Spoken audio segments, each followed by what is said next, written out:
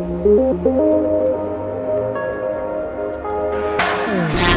know that you want me, you know that you need me. I can't be the one complete. Após um episódio estilo mesmice, que eu nem tive vontade de analisar, Horror Stories retorna com um twist inovador em comparação ao universo da série. O episódio começa nos mostrando Marcy, uma garota que adora festas e está em um relacionamento aberto, e que durante uma dessas noitadas acaba chamando a atenção de um stalker. Já começando a falar sobre o roteiro, na cena em que a Marcy acaba de transar com o cara dentro do carro, e ele começa a se achar o garanhão, e ela recusa ele, eu já saquei que era um clichê, e que aquele cara iria ficar obcecado por ela, porque ele era um esquisitão sozinho no bar. Após ser perseguida por um jipe, em uma cena que lembra muitos filmes do gênero, Marcy entra no típico personagem investigador de filmes de terror e vai atrás das verdades. Após algumas investigações, a Marcy descobre que essa pessoa do carro se chama Paul, e ele não é o mesmo esquisito do bar, e sim um cara peculiar que vende artigos de casa e gosta de facas. Meus elogios ao ator.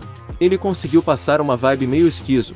Ela vai na casa dele, em uma cena que para mim, faltou uma tensão ali. Aí vem a primeira reviravolta.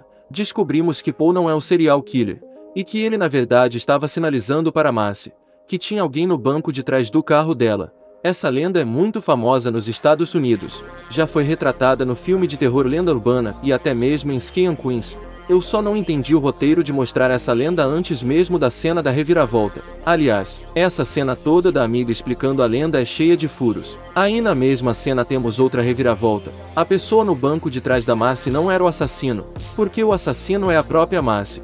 Para mim foi uma reviravolta. Eu não esperava por isso porque não é o estereótipo do gênero. Minhas apostas estavam no marido e no cara do clube, mas nunca na Marcy. Quando a Marcy é perseguida de carro e conta para seu marido que escutou barulhos na casa, eu pensei que seria outra história cansativa de marido forçando a esposa a acreditar que está maluca. Mas quando o episódio revela que a Marcy é o serial killer, eu percebi como isso foi inovador no universo American Horror Story por causa dos estereótipos de temporadas passadas. E os minutos finais do episódio nos entrega toda a violência e horror que faltou no episódio Aura, com uma cena inspirada na saga de filmes, O Albergue. O fim do episódio ainda deixa a história do casal aberta. Quem sabe um dia eles podem aparecer na série central como um casal qualquer, e nós telespectadores sabendo o segredo deles, e só esperando a desgraça acontecer. Eu não gostei do roteiro do episódio, mas gostei da ideia. Curti as cenas de flashback na perseguição de carro, que nos mostra a mesma cena em dois ângulos.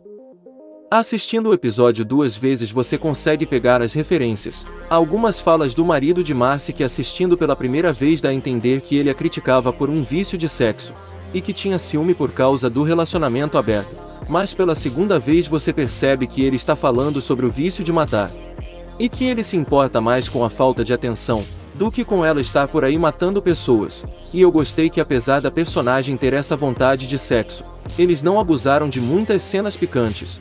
Ficou bem moderado. Os pontos baixos do episódio, as coisas que eu não curti, achei tanto o arco das festas em clube como o marido da Marcy e sua amiga protetora desnecessários. A motivação da personagem sobre o bullying que ela sofria na infância foi boa, mas nesse contexto de matar caras gostosos em clubes, ficou meio sem noção. Ficaria uma história mais legal se fosse a Marcy nessa mesma adaptação da lenda de ter alguém dentro do carro, só que em um contexto de como encontros marcados pela internet são perigosos, pois na nossa mente machista sempre apontamos o dedo para como homens da internet são perigosos, mas nunca pensamos que as mulheres podem fazer a mesma coisa.